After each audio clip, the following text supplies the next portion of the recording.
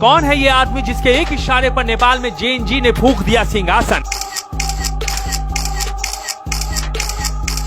5 साल पहले का एक रैप सॉन्ग नेता जाति सबे चोट नेपाल में करने लगा ट्रेंड। इस आदमी की पूरी कहानी बताएंगे, लेकिन इससे पहले इसे एक वीडियो से समझिए। जब युवा बेकाबू होता है तो क्या होता है। काठमांडू के आसमान में एक घर के ऊपर हवा में एक हेलीकॉप्टर बिल्कुल स्थिर है, बिल्कुल ऐसे जैसे हवा में लटका हुआ।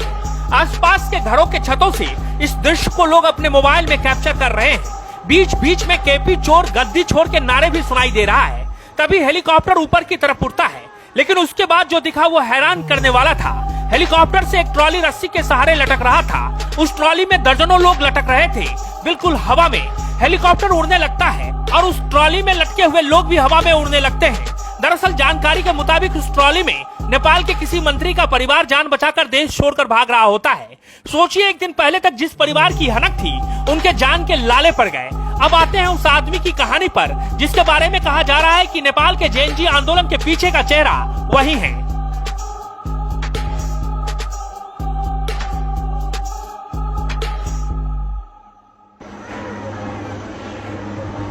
इस समय नेपाल के जेएनजी के दिलों में बालेन शाह ने अपनी गजब की पैठ बना ली है।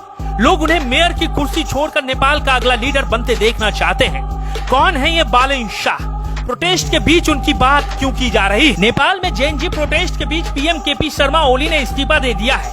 खबर है कि ओली दुबई जाने की योजना बना रहे हैं। हिंसा के बीच कई मंत्री भी इस्तीफा दे चुके हैं और देश छोड़कर जा चुके हैं। इन सब के बीच काठमांडू की गलियों में एक नौजवान की आवाज गूंज रही है। बालेन शाह न किसी पुराने जमाने के राजनेता हैं, न ही किसी बड़े खानदान के वारिस। तो कौन है ये बालेन शाह? प्रोटेस्ट के बीच उनकी इतनी बात क्यों की जा रही है? बालेन का स्ट्रीट बॉय से लेकर स्टार रैपर तक बनने का सफर काफी रोमांचक है। बालेन 1990 में काठमांडू के नारायण देवी में जन्मे। मधेसी परिवार से ताल्लुक रखने वाले बालेन के पिता डॉक्टर राम नारायण शाह हैं और मां का नाम ध्रुवा देवी है। स्कूल कॉलेज की पढ़ाई के साथ साथ उन्हें हिप हॉप की दुनिया में काफी इंटरेस्ट था। 2012 में उनका पहला सिंगल स्ट्रीट बॉय आया। ये उन्होंने 9वीं की क्लास में लिखा था। फिर क्या था, बालेन नेपाल के अंडरग्राउंड रैप सीन में छा गए। रॉबराज नाम की नेपाल की पहली रैप बैटल लीग हुई, जिसमें उनके तीखे लिरिक्स ने सबको हक्का बक्का कर दिया। उनका गाना नेपाल हासी को तो यूट्यूब पर 70 लाख से ज्यादा बार देखा गया। ये गाना गरीबी, भ्रष्टाचार और सिस्टम की खामियों को दिखाता है। यही वजह है कि बालेन सिर्फ रैपर नहीं बल्कि युवाओं की आवाज बन गए। बालेन सिर्फ माइक पर आग उगलने वाले रैपर नहीं है, वो एक सिविल इंजीनियर भी हैं। नेपाल के वीएस निकेतन स्कूल से पढ़ाई पूरी करने के बाद उन्होंने हिमालयन व्हाइट हाउस इंस्टीट्यूट से सिविल इंजीनियरिंग में डिग्री ली। फिर भारत के विश्वरैया टेक्नोलॉजी यूनिवर्सिटी से इंजीनियरिंग में एमटेक किया। 2015 में जब नेपाल में भयानक भूकंप आया तो बालेन ने देश के पुनर्निर्माण में दिन रात मेहनत की। उनका ये जुनून बाद में उनके मेयर बनने तक का बेस बना। 2015 में भारत की नाकाबंदी ने नेपाल को हिलाकर रख दिया था। बालेन ने देखा कि कैसे सरकार ने आम लोगों को मुश्किल में छोड़ दिया। बस यहीं से उन्होंने सिस्टम को ठीक करने की ठानी। एनडीटीवी की रिपोर्ट के मुताबिक 2017 में उन्होंने काठमांडू मेयर का चुनाव लड़ने की सोची, लेकिन उस वक्त पीछे हट गए। फिर 2021 में फेसबुक पर एक पोस्ट के साथ बालेन ने ऐलान किया कि वो निर्दलीय उम्मीदवार के तौर पर मेयर का चुनाव लड़ेंगे। चुनाव में उनका निशान था लाठी, जो सिस्टम की खामियों को तोड़ने का प्रतीक बना। 2022 का चुनाव बालेन के लिए टर्निंग पॉइंट था। उन्होंने नेपाली कांग्रेस और सीपीएन यूएमएल जैसे बड़े दलों के उम्मीदवार को हराकर काठमांडू का मेयर बनने का इतिहास रच दिया। ये जीत सिर्फ उनकी नहीं बल्कि पूरे नेपाल में निर्दलीय उम्मीदवारों की लहर थी, जिसे लोगों ने बालेन इफेक्ट का नाम दिया।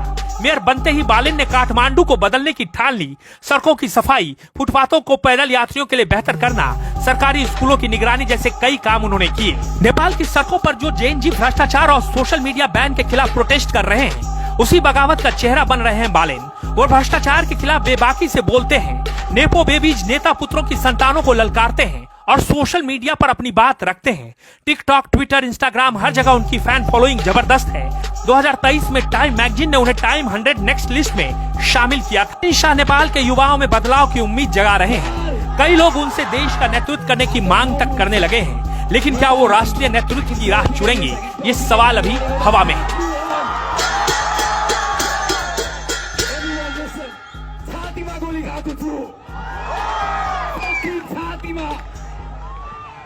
यहाँ पनि गोली खाएको छु, मेरो चस्मा फुट्यो। आगे देश मैले प्रपर डकुमेन्टेसन बनाएको छु। यो मेरो रगत हो, नेपालीको रगत हो। नेताहरूले बगाएका छन्, right? We are going to stand together. Every single one of them. Are you with me?